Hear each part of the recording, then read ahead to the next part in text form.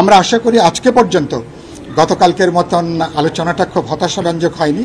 আজকে আলোচনাটা অনেকখানি ইতিবাচক।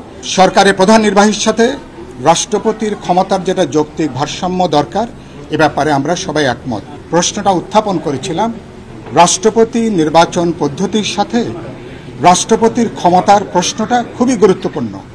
রাষ্ট্রপতি বিদ্যমান অবস্থায় থাকবেন নাকি রাষ্ট্রপতির নতুন ব্যবস্থায় রাষ্ট্রের সরকারের প্রধান নির্বাহীর সাথে রাষ্ট্রপতির কি কি নতুন ক্ষমতা, নতুন এখতিয়ার, নতুন কার্যপরিধি যুক্ত হচ্ছে, এই প্রশ্নটা আলোচনার সাথে রাষ্ট্রপতি নির্বাচনটা কোন প্রক্রিয়ায় হবে এটা গুরুত্বপূর্ণ।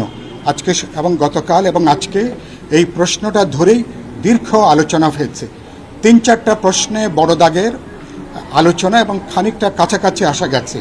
প্রথম হচ্ছে সরকারের প্রধান নির্বাহীর সাথে রাষ্ট্রপতির ক্ষমতার যেটা যৌক্তিক ভারসাম্য দরকার, এ ব্যাপারে আমরা সবাই একমত। রাষ্ট্রপতির ক্ষমতা সাংবিধানিকভাবে যে কিছুটা বৃদ্ধি করা দরকার, আজকে ৩-৪টা সম্ভাবনা নিয়ে আলোচনা হয়েছে, প্রস্তাব নিয়ে সাধারণ আলোচনা হয়েছে। ক্ষমতা বৃদ্ধি করার ব্যাপারে সাধারণ ঐক্যমত জায়গাটা তৈরি হয়েছে। ২ হচ্ছে রাষ্ট্রপতি নির্বাচনের বিদ্যমান পদ্ধতিটাকে আমরা পরিবর্তন করতে চাই। টানা ৭মবারের মতো বেস্ট টিস্যু পেপার ব্র্যান্ড হিসেবে স্বীকৃতি পেয়েছে বসুন্ধরা টিস্যু। এবং সেই জায়গা থেকে যেটা আলোচনা হয়েছে, এই পরিবর্তনের সাথে সংবিধানের ৭০ অনুচ্ছেদে আমরা ২টো প্রশ্ন বাদে বাকি প্রশ্নের ব্যাপারে পার্লামেন্ট মেম্বাররা যেহেতু স্বাধীনভাবে মতামত ব্যক্ত করতে পারবেন, বিপ্লবী ওয়ার্কার্স পার্টির দিক থেকে অনেকগুলো দলের দিক থেকে প্রস্তাব করা হয়েছে যে তাহলে আমাদের পার্লামেন্টের নিম্ন কক্ষ এবং উচ্চ কক্ষের ব্যাপারেও সাধারণ একটা ঐক্যমত আছে, পার্লামেন্টে আরেকটা আপার হাউস তৈরি করা। যদিও ব্যাপারে এখনও চূড়ান্ত সিদ্ধান্ত হয়নি, সাধারণ একটা মতৈক্যের জায়গা তৈরি হয়েছে।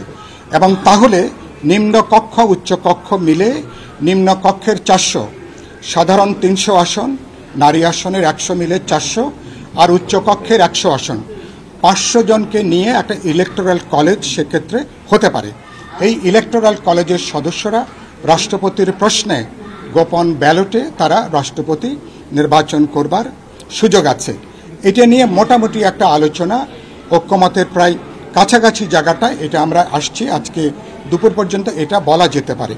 আমরা বিপ্লবী ওয়ার্কার্স পার্টির দিক থেকে আরও কিছু দল আমরা প্রস্তাব করেছি, যদি এটাকে আমরা আরেকটু বর্ধিত করতে চাই তাহলে আমরা জেলা পরিষদ, সিটি কর্পোরেশন নির্বাচন, সিটি কর্পোরেশন যে পরিষদ, সেখানেও একটা ইলেকটোরাল কলেজ হিসেবে ধরে ইলেকটোরাল কলেজটাকে আরেকটু এক্সটেন্ড করা, এটাকে বিস্তৃত করা যেতে পারে। এগুলো আলোচনার ভিতরে আছে। আমরা আশা করি আজকে পর্যন্ত গতকালকের মতন আলোচনাটা খুব হতাশাব্যঞ্জক হয়নি। আজকে আলোচনাটা অনেকখানি ইতিবাচক। আমরা চিন্তা বা মতামতের ঐক্যটা অনেকখানি আমরা কাছাকাছি এসছি।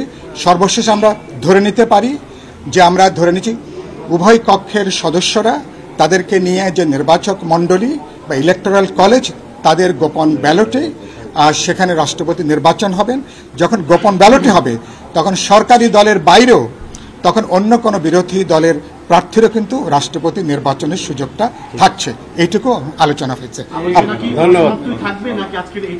না, এটা আলোচনাটা চূড়ান্ত পর্যায়ে খাওয়ার বিরতির পরে এ ব্যাপারে আরো একটু আলোচনা হবে এবং আমরা আশা করি এ ব্যাপারে হয়তো আজকে আমরা একটা সিদ্ধান্তের জায়গায় আমরা আসতে পারবো।